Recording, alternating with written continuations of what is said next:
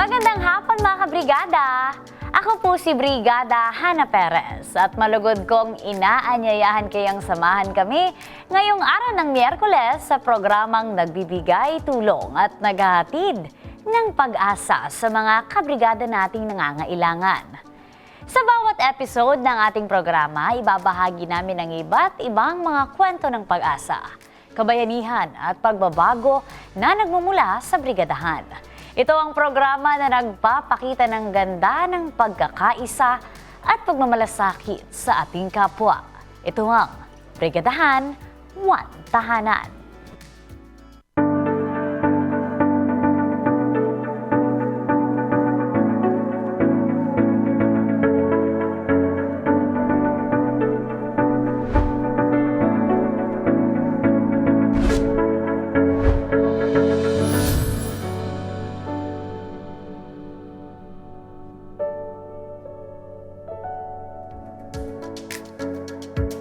Para sa ating tampok ngayong hapon, mag-asawang biktima ng sunog nakatanggap ng tulong para sa pagpapatayo ng kanilang bagong tahanan. At Brigadahan One Tahanan, nabigay ng school supply sa mahigit 200 mga estudyante at libreng gupit sa Davao City. Lahat ng yan, dito lang ho sa Brigadahan One Tahanan.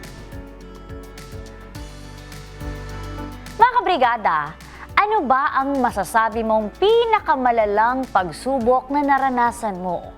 Ito ba ay ang mawala ng mahal sa buhay? O walang makain sa isang araw?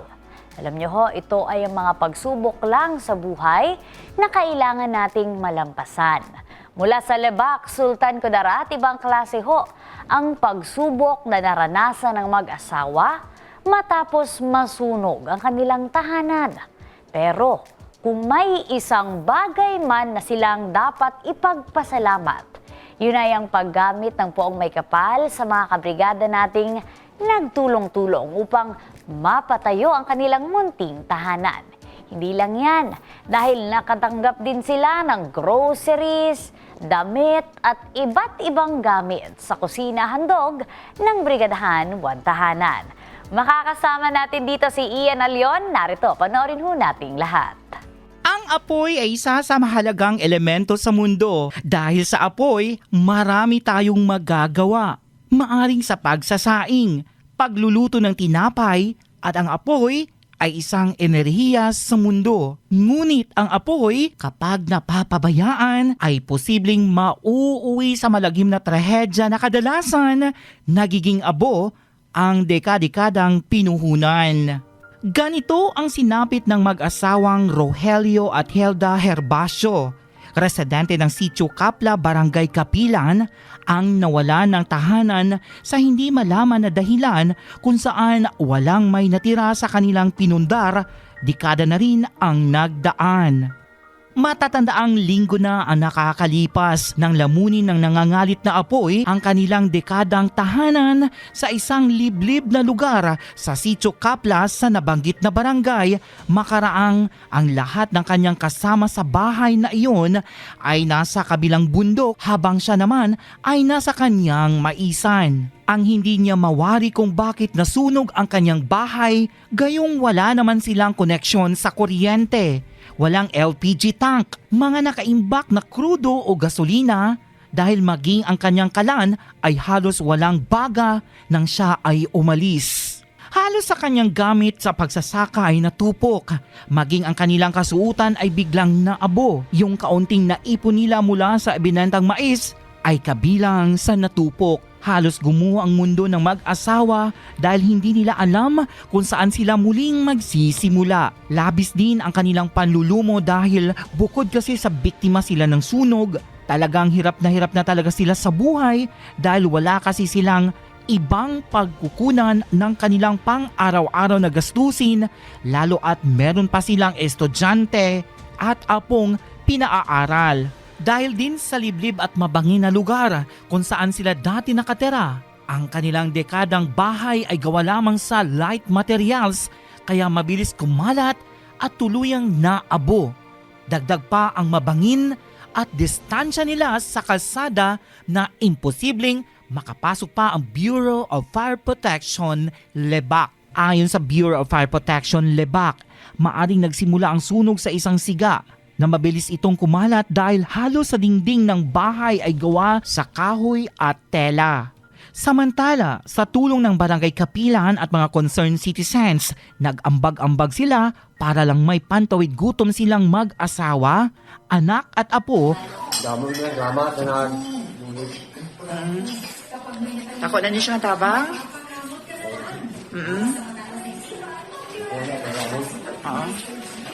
Alam namin, hindi ho yun sapat, no? Pero, dako din siya mabulig. Nanay, anong masasabi mo?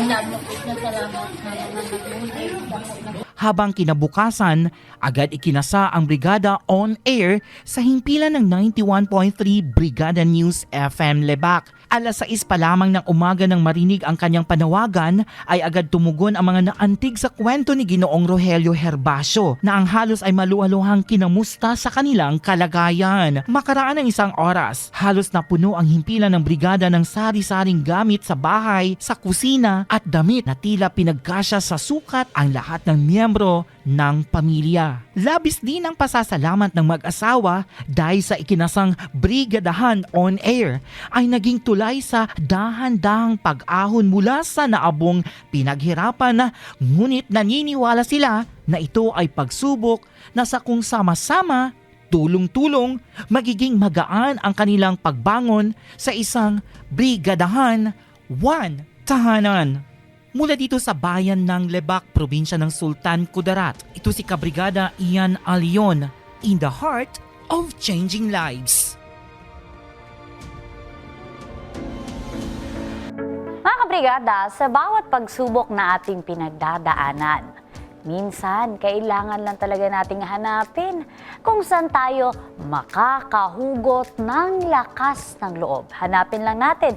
Siyempre, nandyan lang din ang ating mga pamilya para sa atin. Sa kwento ng mag-asawa na ating itinampok ngayong hapon, mahirap man, ngunit naging matatag sila at naniwala na malalampasan nila ang kahirapan at sakripisyo. Kaya naman dahil dyan, maraming salamat sa ating brigada team mula sa LEBAC, Sultan Kudarat. At binabati din pala natin ang lahat ng brigadahan ng tahanan officers na nanonood sa atin ngayong hapon. Hello po sa lahat ng ating magigiting na mga officers mula sa Sitio Royeca, Bulat Chapter na sila. Yung kanilang pangmalakasang presidente na si Ma'am Ruth Gaganan. Hello din sa inyo sa kanilang treasurer na si Salvacion Dagpuso, sa kanilang fundraising chairperson na si Marian Arangis.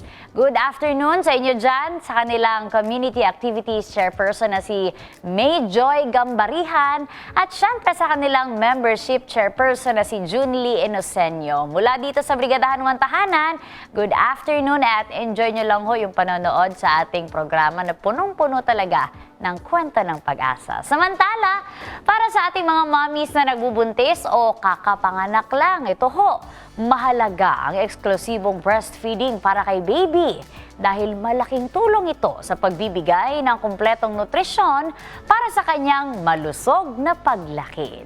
Mga kabrigada, wag po kayong aalis dahil magbabalik pa ang Brigadahan One Tahanan.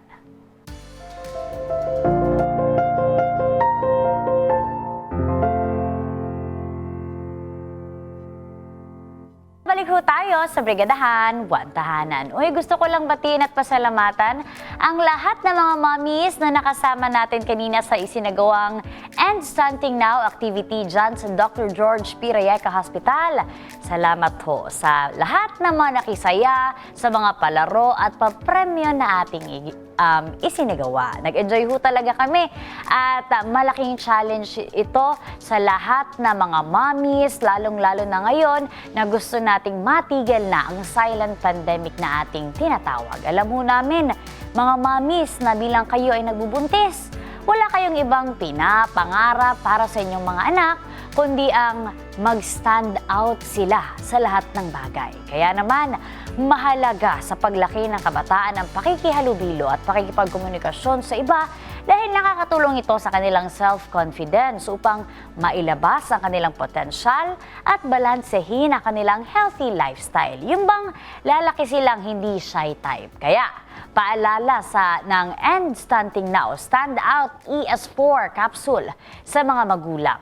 Gabayan ang inyong mga anak at hikayating makipag-socialize, lalong-lalo na kung siya ay mahiyain. Alam niyo ho, malaking tulong din ang taurine at B vitamins ng Stand Out ES4 capsule sa kanilang overall physical health at mental well-being para magkaroon sila ng positibong epekto ng kanilang self-confidence. Ang teenager na malusog at may confidence, siguradong stand out. Mga kabrigada, para ho sa ating pangalawang kwento ngayong hapon. Ditong mga nakaraang araw ay namigay nga tayo sa lahat ng mga benepisyaryong paaralan ng mga school supplies at iba pang mga materyales pagdating sa pag-aaral. Siyempre, hindi magpapauli dito ang Brigada Davao na namigay rin ng libreng gupit sa abot sa 200 mga estudyante. Panoorin ho natin ito. Muli nating binalikan ang paaralan dito sa Zonta Elementary School na matatagpuan sa Barangay 23-C, Isla Verde, Davao City, kung saan una nang namahagi ang Brigadahan 1 Tahanan at ng Brigada News FM Davao ng mga construction materials ayon sa unang proyekto sa Brigada Eskwela kung saan nabigyan ang paaralan ng 10 pintura at ng mga paintbrush.